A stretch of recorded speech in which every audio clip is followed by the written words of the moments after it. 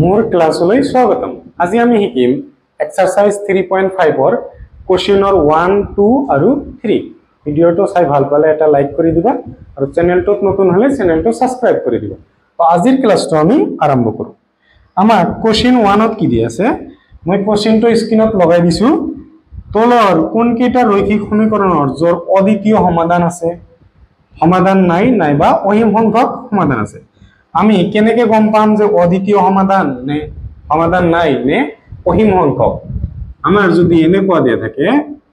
a1 by a2 not is equal to b1 by b2 not is equal to c1 by c2 বা এইখিনি না থাকিলেও হ'ব, ঠিক আছে। এটো হয় আমার অদ্বিতীয়, ঠিক আছে। তার পিছত সমাধান নাই, সমাধান নাই বা সমাধান না থাকে কেতিয়া a1 by a2 is equal to b1 by b2 not is equal to আমার কি হয় c1 by c2 আৰু কি হ'ব অসীম সংখ্যক সমাধান আছে।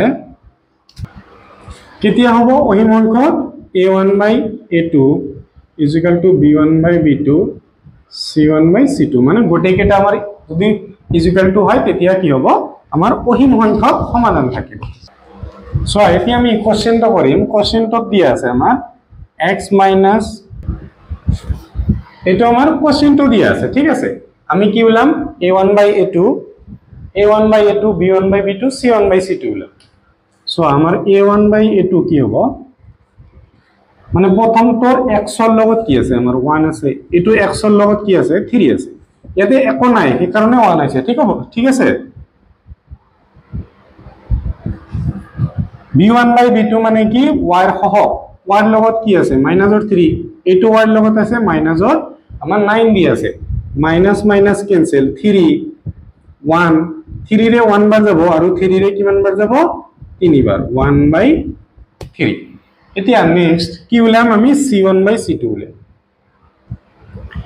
c1 ইয়াতে কি দি আছে মাইনাসৰ 3 আৰু দি আছে আমাৰ মাইনাসৰ 2, মাইনাস মাইনাস ক্যান্সেল আমার কি হল 3/2। এতিয়া আমি প্রথমতে ইকুয়াল বুলি আমি ধরিলাম।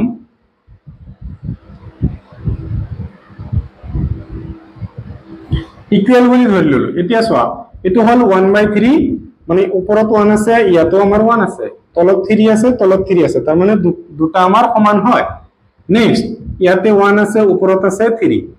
বাস আমাৰ সমান নহয়, ঠিক আছে। আমার কোনটো কন্ডিশনের লগত মিলি গল আমার এটোর লগত মিলি গল। সো প্রথমত দুটা ইকুয়াল লাস্টটো আমার ইকুয়াল নহয়, আমার সমাধান নাই, তার মানে অতএব সমাধান না থাকে বা সমাধান নাই বলি লিখি দিবা। হল ভিডিওটো পজ কৰি লিখি লোৱা। সমাধান যেতিয়া না থাকে, ঠিক আছে, কৈ থলো ইয়াতে যে সমাধান যদি না থাকে তেনেহলে আৰু বজ্ৰ গুণন কৰিব নালাগে, আৰু যদি সমাধান থাকে তেতিয়াহে আমি সমাধান থাকে নহয় সৰি সমাধান ইয়াতেও আছে, কিন্তু অদ্বিতীয় সমাধান হলেহে আমি কি কৰিম বজ্ৰ গুণন পদ্ধতি ব্যৱহাৰ কৰিম, ঠিক আছে। কোশ্চেন 2 চোৱা আমাক কি কৈছে 2x + y = 5 আৰু দি আছে 3x + 2y = আমাৰ 8 বুলি দি আছে। ইয়াতে চাবা 2x + 5y 5 টো আমাৰ কোফালে আছে, বাওফালে আহিলে কি হ'ব মাইনাসৰ হ'ব = 0। ইয়াতেও একে আমাৰ 3x + 2y প্লাসৰ আছে এইটো সাইডত আহিলে মাইনাসৰ হ'ব, আমাৰ 0 হৈ যাব। এতিয়া আমি কি উলাম a1 by a2 b1 by b2 c1 by c2 উলিয়াম। a1 by a2 প্ৰথমটো x এৰ লগত আমাৰ 2 আছে 2, তলটোৰ x এৰ লগত আমাৰ কি দি আছে 3 দি আছে, তাৰ পিছত y এৰ লগত কি দি আছে আমাৰ b1 by b2। এতিয়া y লগত কি আছে একো নাই মানে 1, এটোৰ y লগত আছে আমাৰ 2, তাৰ পিছত c1 by c2 কি হ'ব ইয়াতে মাইনাসৰ 5 আছে ইয়াতে আছে মাইনাসৰ আমাৰ 8,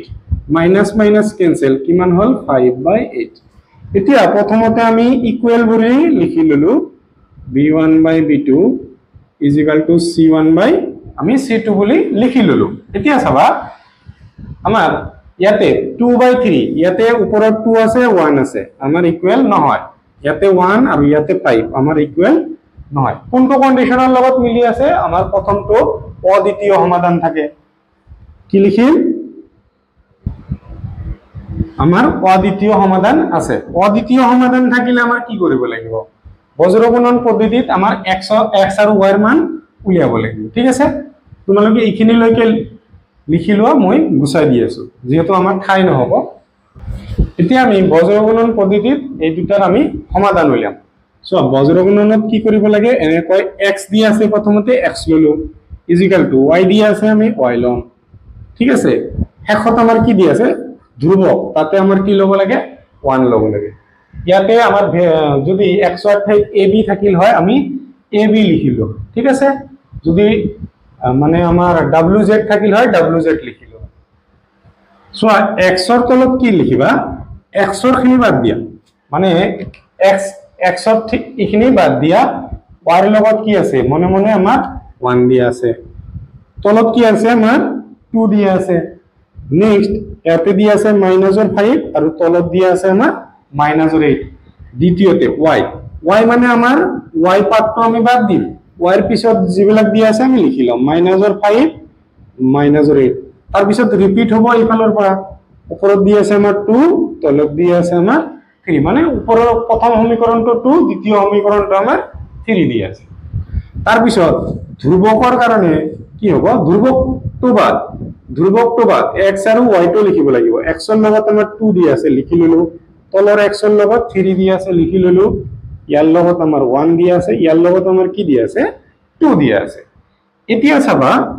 কি হ'ব x প্ৰথমতে 1 আৰু 8 এৰ ইনটু কৰিলে কি পাম আমি 8 পাম ইয়াতে মনে মনে কিমান দিয়া আছে প্লাস দিয়া আছে প্লাস মাইনাস এ মাইনাস তলত 2 আৰু 5 ইনটু কৰিলে কি হ'ব 10 এতিয়া চাবা ইয়াতে এটা ফৰ্মুলাৰ মাইনাস কি হ'ব ইনটু হৈ যাব সো আমি ইয়াৰ লগত ইয়াৰ ইনটু কৰিছো আৰু ইয়াৰ লগত ইয়াৰ ইনটু কৰিম কিন্তু এইটোৰ লগত কি হ'ব ফৰ্মুলাৰ এটা মাইনাস আহি যাব ঠিক আছে এইটো মাইনাসত আমাৰ কি হ'ব প্লাস নেক্সট 5 আৰু 3 ইনটু কৰিলে কি পাম 15 মাইনাস আছে ইয়াতে মনে মনে আমাৰ প্লাস আছে মাইনাস প্লাসত মাইনাস 8 টু যাৰ কি হ'ব আমাৰ 16 আমাৰ ফৰ্মুলাৰ এটা কি আছে মাইনাস আছে মাইনাস আৰু মাইনাসত আমি কি পাম প্লাস পাই যাম ইয়াতে চাবা 2 আৰু 2 ইনটু কৰিলে কি হ'ব আমাৰ 4 আৰু 3 আৰু 1 ইনটু কৰিলে কি হ'ব 3 এইটো ইনটু কৰাতে আমাৰ কি কৰিব প্ৰথমতে ইনটু কৰাতে আমাৰ একো প্লাস মাইনাস এড কৰিব নালাগে জাস্ট যেটো দি আছে হেটো মতে কৰিলে হল কিন্তু এইটো যেতিয়া আমি ইনটু কৰিম কি কৰিব লাগিব ফর্মুলার এটা মাইনাস প্লাসত কি হ'ব মাইনাস হৈ যাব এতিয়া চাবা কি হ'ব আমাৰ এটা দি আছে প্লাসৰ এটা দি আছে মাইনাসৰ এনেকুৱা দিয়া থাকিলে কি কৰিব লাগে ডাঙৰটোৰ পৰা সৰুটো বাদ দিব লাগে বাদ দিললি ডাঙৰটোৰ আগত যি চিন দি আছে এইটো চিন বহিব প্লাস চিন হলে আমাৰ লিখিব নালাগে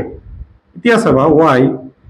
এটা ডাঙৰ দি আছে এটা সৰু ডাঙৰটোৰ পৰা সৰুটো বাদ দিলো হল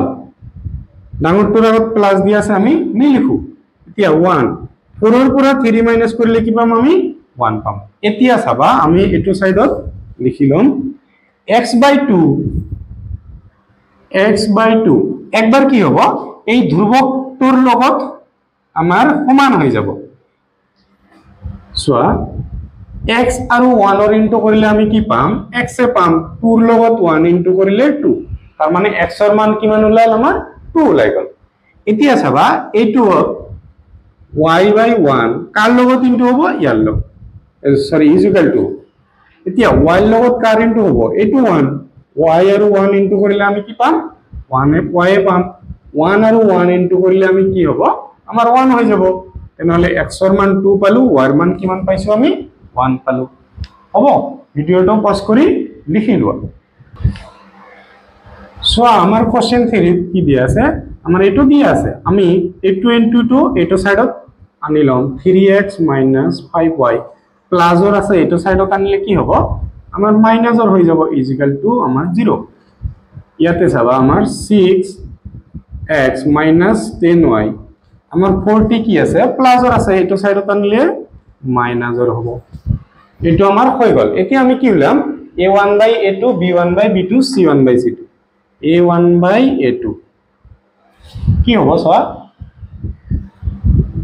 x ৰ লগত আমাৰ 3 দি আছে আৰু ইয়াতে কি দি আছে আমাৰ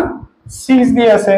কটাকটি কৰিম 3 ৰে 1 বাৰ 3 ৰে কিমান বাৰ যাব 2 বাৰ 1/2 পালো next b1 by b2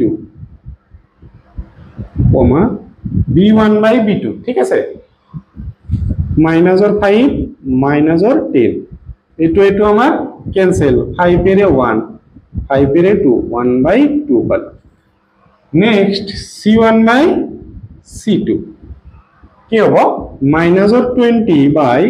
মাইনাসৰ 40 minus minus আমাৰ ক্যান্সেল 0 0 ক্যান্সেল 2 এৰে একবাৰ 2 এৰে কিমান বাৰ যাব 2 বাৰ 1 by আমাৰ 2 আহিল এতিয়া আমি কি কৰিম a1 by a2 is equal to লিখিলো প্ৰথমতে তাৰ পিছত চাম হয় না নাই চাবা a1 by a2 কিমান পাইছো 1/2 আৰু b1 by b2 আমি 1/2 পাইছো তেনেহলে দুটা আমাৰ সমান হয় ইয়াতে 1/2 আছে c1 by c2 আমাৰ 1/2 তেনেহলে গোটেই কেটা আমাৰ is equal to হল গোটেই কেটা is equal to হলে আমাৰ কি আছিল অসীম সংখ্যক সমাধান থাকে প্ৰথমতে যে লিখি লৈছিলো কি লিখা আছিল a1 by a2 is equal to b1 by b2 এনেকুৱা লিখা আছিল আৰু c1 by c2 এটো হলে কি হয় আমাৰ অদ্বিতীয় সমাধান থাকে অদ্বিতীয় আৰু সমাধান নাই কেতিয়া হয় যদি আমাৰ এটো আমাৰ সমাধান নাই আৰু অসীম সংখ্যক কেতিয়া থাকিব অসীম সংখ্যক এইটো কন্ডিশন যেতিয়া হ'ব আমাৰ অসীম সংখ্যক সমাধান থাকিব ঠিক আছে তেনেহলে কি লিখিম আমাৰ অসীম সংখ্যক সমাধান থাকে তোমালোকে ভিডিওটো পজ কৰি লিখি লোৱা আৰু ভিডিওটো চাই ভাল পালে নিজৰ সমনীয়াৰ সৈতে শেয়াৰ কৰি দিবা